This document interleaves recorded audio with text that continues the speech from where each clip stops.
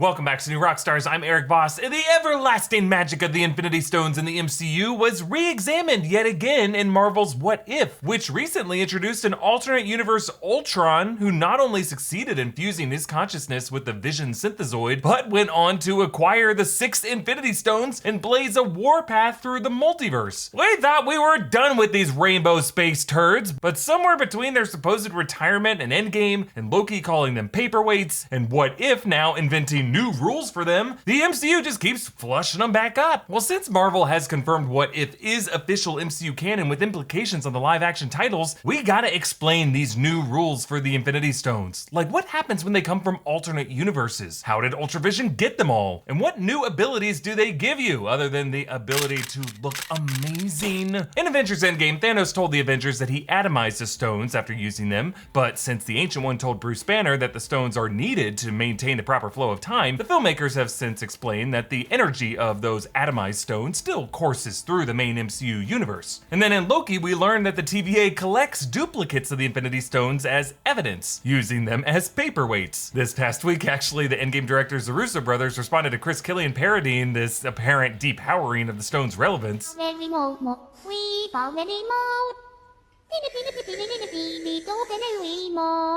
But really, the implication of Loki was the stones were only powerless inside the TVA, the dimensional boundary drawn by He Who Remains. That includes the TVA offices, the Void, and the Citadel. In these neutral zones, the stones are deactivated carbon copies. However, their infinitely powerful counterparts continue to exist in the sacred timeline, playing their crucial roles in the MCU history. So those are still every bit as important to the events of stories like Avengers Endgame. Now, we have also learned that there are separate universes within the Marvel multiverse, each with their own set of Infinity Stones that exert power within those universes, and in What If, allowing us to learn new things about them. In What If Episode 1, the Tesseract and Space Stone, which before them was only supposed to open teleportation portals in space, seemed to open a portal to another dimension to release a squid demon, as well as a portal through time to allow Captain Carter to travel to the present day. Now, you could argue maybe this just opened a portal to some other dimension where time didn't exist, like the Dark Dimension or the Quantum Realm, places where time is more fluid, allowing time to be bent in a way to spew Peggy back into the present day. But then in What If Episode 4, Doctor Strange uses the Time Stone to try to save Christine Palmer, but the stone's temporal manipulation turns out is limited by certain absolute points in time. However, through absorption of enough demonic entities, one can toggle the Time Stone's green magic to red, bypassing that absolute point to exert greater control over all of reality, but melting that reality in the process.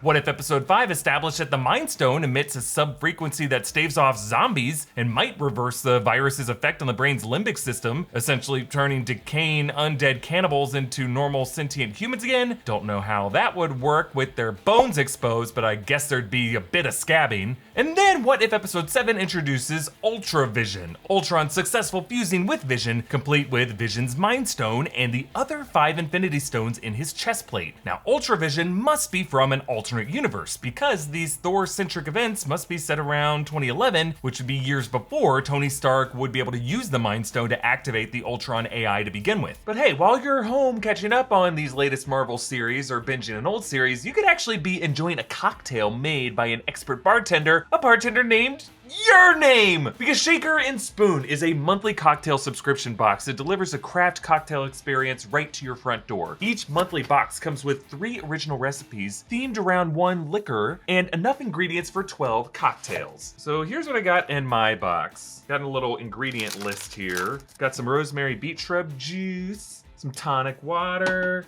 a bottle of sparkling spring water. What else we got in here? Oh, some organic maple syrup from Vermont. And then some bitters and botanicals, some other bitters and botanicals, and some honeydew syrup. And then some directions to make a nice cocktail with some whiskey. I'm so excited to get started on this. I just really like how these boxes come with everything you need to make the cocktail, so you don't have to hunt down ingredients or buy full-size bottles of the things that you'll end up using once, maybe. You can try out a new cocktail with just the stuff you need to make that cocktail. All right, so I am going to make the Hiwassee River water recipe.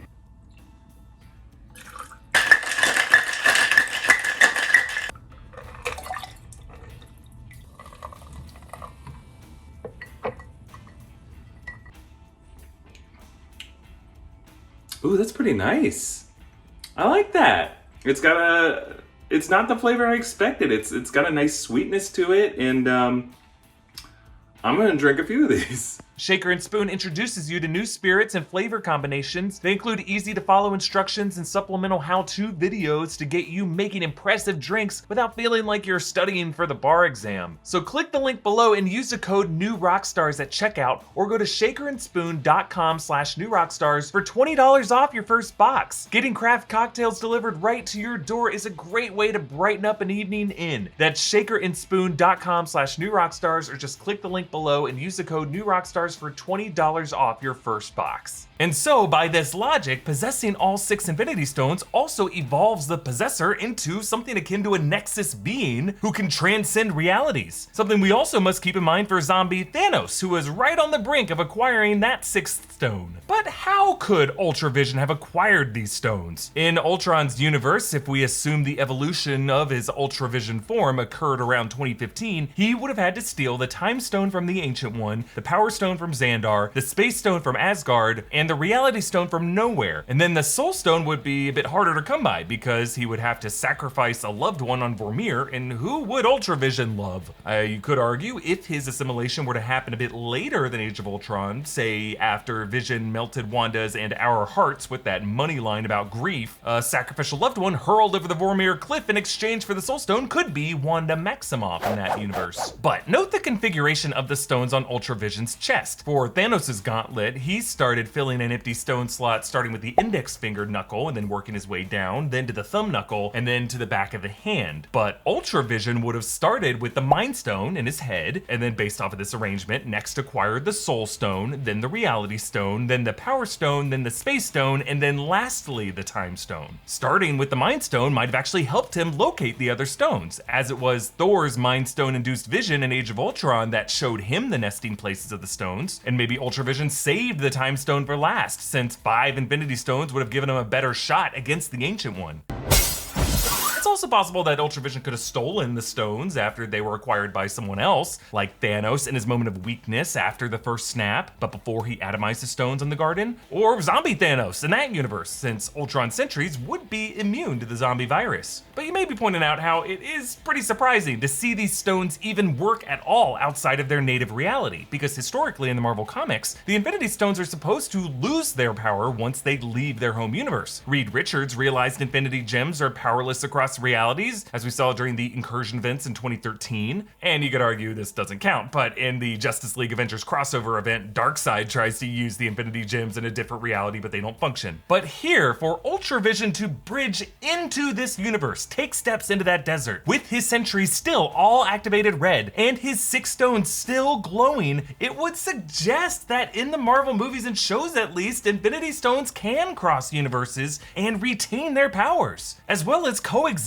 in a single universe alongside their variant doppelgangers. More than one Space Stone, more than one Power Stone, etc., etc. And while, yeah, that seems like too many gloves on a glove, creating potential paradoxes of a Time Stone trying to counteract another Time Stone, well, yeah, I think that's the point. And it's why Uatu the Watcher was caught so off guard and will probably finally intervene to prevent the whole multiverse from disintegrating the way it did for Strange Supreme when he violated natural laws. But I think the combined experiences among Uatu's recruits when it comes to these experimental uses of Infinity Stones will form their battle strategy in these final 2 episodes, because Captain Carter can use the knowledge that the Space Stone releases the same squid demon that Strange Supreme faced, and Strange Supreme knows how to take the Time Stone way too far, and we know from the trailers that using zombies in some way is gonna be a tactic. Zombies, great idea. So yeah, I think ultimately this team will try to further cross the wires of Ultravision's Infinity Stone collection to entangle the multiverse as much as possible in order to give each of them some home field advantage. And doing so, while I assume eliminating the multiversal threats of Ultravision and the zombie virus for now, will probably leave the multiverse in a chaotic state of characters stuck in the wrong realities, which is the same status we will find ourselves in Spider-Man No Way Home and Multiverse of Madness. So the TLDR of this, yes, the Infinity Stones are back, but they shouldn't be, and that's part of why the multiverse is getting so mad. You can support New Rockstars by checking out our merch options at newrockstarsmerch.com. Follow me on Instagram and Twitter at EA Voss. Follow and subscribe to New Rockstars. Thanks for watching. Bye.